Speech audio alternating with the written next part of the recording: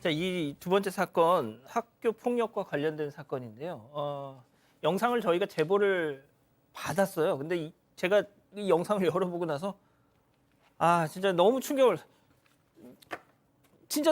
받았어요. 학생들이 집단적으로 이제 학폭을 하고 있는 그런 영상입니다. 이 제보 영상인데요. 그 영상에 보면 드라마나 영화, 최근에 뭐 이런 학폭이 관련된 이 드라마나 이런 영화가 많기 때문에 그거보다도 훨씬 수위가 잔혹하고 수위가 좀 끔찍한 그런 영상이고, 집단적으로 10대로 보이는 앳된 학생이 또 10대에 의해서 가해를 당하고 있는 그런 영상이 지금 인터넷에 유포가 되고 있고 급속도로 확산되고 있는 그런 상황입니다. 자, 도대체 어느 정도였기에 제가 막 이런 말을 제대로 잊지 못할 정도로 이렇게 참혹하다 했을까요? 두 번째 사건 체크포인트 짚어보죠. 고데기 대신 담뱃불. 자, 고데기는 뭐 그 드라마에서 나온. 예. 네, 근데 저희가 이 폭행 장면을 좀 차마 영상으로 보여드릴 수가 없어서 좀 사진으로 대체를 하게 됐는데요. 일단 이 가해자들이 번갈아 가면서 피해자를 때리는 그런 모습이 담겨 있습니다. 그리고 가장 충격적인 부분은 이곳인데 불붙은 담배를 피해자에게 가져다 대는 그런 모습입니다. 또 입 벌리라고 말한 뒤에 이 담뱃재를 피해 학생의 입에 털어넣기도 했습니다. 소장님. 저희가 뭐 아휴, 이거 뭐라고 말도 못 하겠습니다. 지금 소장님은 좀 네. 마음 말씀이나 좀 해주십시오, 그냥. 예. 네.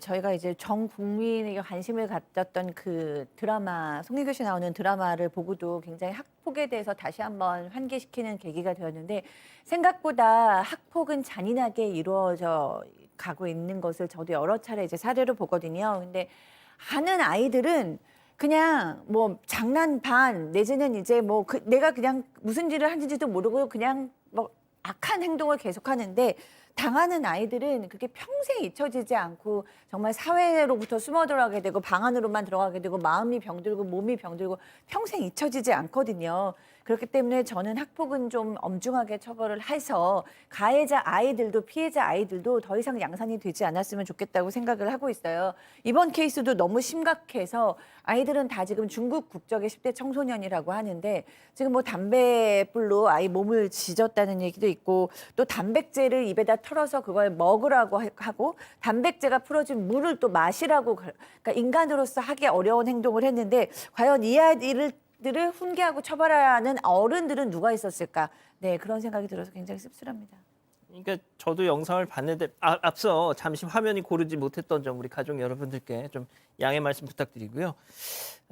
제가 그 영상을 봤더니 항상 저희가 이런 10대들 범죄에 관련해서 영상 같은 걸 보면 저런 걸 꼭 지들이 기록으로 남겨요. 그걸 보면서 또 지들끼리 돌려보면서 키득키득 웃습니다. 앞서 보신 그 영상도 제가 봤더니 애들이 그 찍는 애가 막 킥킥킥 대는 막 그 음성이 다 들리더라고요.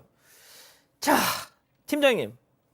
쟤네들 어떻게 됐어요, 그래서? 그렇습니다. 피해자가 신고가 들어서 충남 아산경찰서에서 그 5명에 대해서 2월 달에 지난 폭력행위 등 처벌에 관한 법률 위반으로 입건을 냈습니다. 그래서 검찰에 5명을 10대 5명을 검찰에 송치했는데, 알다시피 피해자 5명이 촉법소년은 아니에요.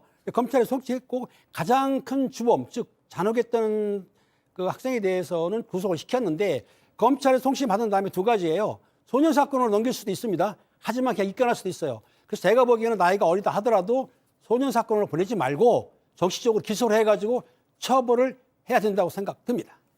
박 변호사님, 네.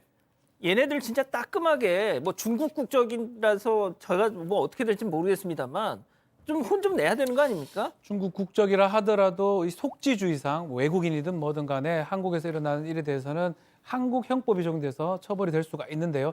좀 전에 이제 우리 김우빈 팀장이 좀 말씀을 하셨지만 14세 이상이 되면 성인하고 똑같이 형사처벌도 가능하고요.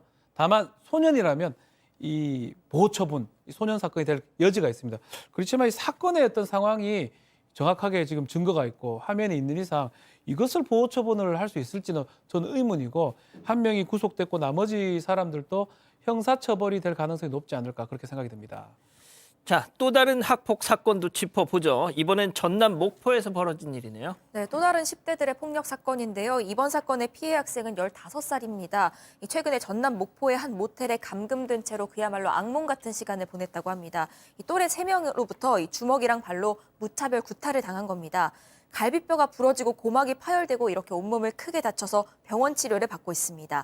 그런데 이 가해 학생들이 폭행을 저지른 이유에 대해서 한 진술이요. 자신들이 차터리 범죄를 했다는 겁니다. 그런데 피해 학생이 이 범죄에 가담을 안 하고 또 학교도 정상적으로 다닌다고 해서 때렸다. 이런 취지로 진술을 했다고 전해지고 있습니다. 팀장님, 이 뭐 폭행 이유에 대해서도 화가 나는데 폭행 과정을 또 봤더니 정말 기가 찹니다. 그렇습니다. 모텔에 있는 그 물건을 해가지고 가학적인 폭행을 했는데요. 그 칼로도 위협해가면서 보복을 한 거예요. 무슨 말이냐면 신고하면 보복하겠다. 겁을 줬기 때문에 상당히 무서움에 떨었을 것 같아요. 그리고 그 피해 학생이 물건도 뺏었다고 합니다. 그리고 이제 병원을 본인이 갔는데 병원에서 치료를 받아보니까 진단이 어떻게 나왔냐면 갈비뼈가 골절됐어요. 그리고 온몸 타박상을 해가지고 전치 6주의 상해를 입었는데 또 양쪽 고막이 파열이 됐습니다. 그래서 전치 3주의 상해를 추가로 입었었고요. 피해 학생 아버지는 뭐라고 하냐면 아마 정강이부터 아래, 즉 머리부터 발끝까지 수차 구타를 해가지고 타박상이 심한 상태이기도 하지만 또 마지막에는 옷을 벗긴 다음에 사진까지 찍었다는 거예요. 이것도 문제가 있는 겁니다. 그리고 신고하면 죽인다고 협박했기 때문에 사실상은 매우 이 피해 학생이 정신적으로 힘든 상황인데 더군다나 현관 비밀번호까지도 알았기 때문에 이 피해 학생은 혹시라도 또 보복 범죄를 할까 봐서 상당히 걱정하는 상태인 거죠. 자, 박 변호사님. 예. 근데 얘네들이 이미 경찰에 쫓기고 있는 애들이었어요. 그렇죠. 다른 사건 때문에 경찰이 추적을 하고 있었어요. 이 무안하고 목포 일대에서 5차례에 걸쳐서 2,300만 원 상당의 차량 터리 범들을 추적을 하고 있었고 이 가해 학생들이 원래 이 추적하는 그 범인들이었는데 추적하다 보니까 나중에 모텔에서 다른 상해 폭행 사건까지 있었다라고 경찰이 밝힌 상황입니다. 3명이 지금 문제가 되는데 3명에 대해서 구속영장을 신청을 했는데요. 범죄의 전과가 있는 1명은 구속이 됐고 예. 나머지 2명은 구속이 되지 않았고요. 그중에 또 1명은 촉법소년에 해당하고 있습니다. 자, 3명 구속영장 신청했는데 지금 하나만 구속이 됐어요. 나머지 둘은 아니, 소장님. 네. 그러면 이 피해 학생 또 피해 학생의 보호자 지금 막 네.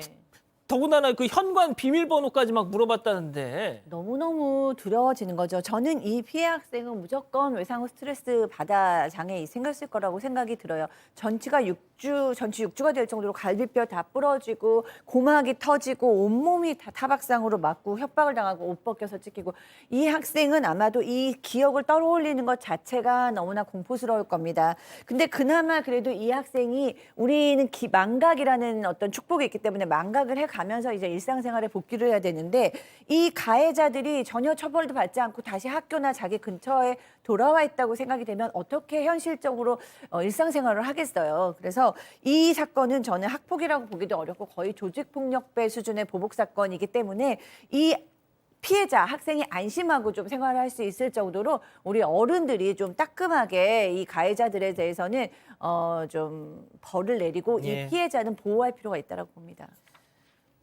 두 번째 사건 이렇게 정리하고요. 가족 여러분, 잊지 마시고 구독과 좋아요 알림 설정 여기.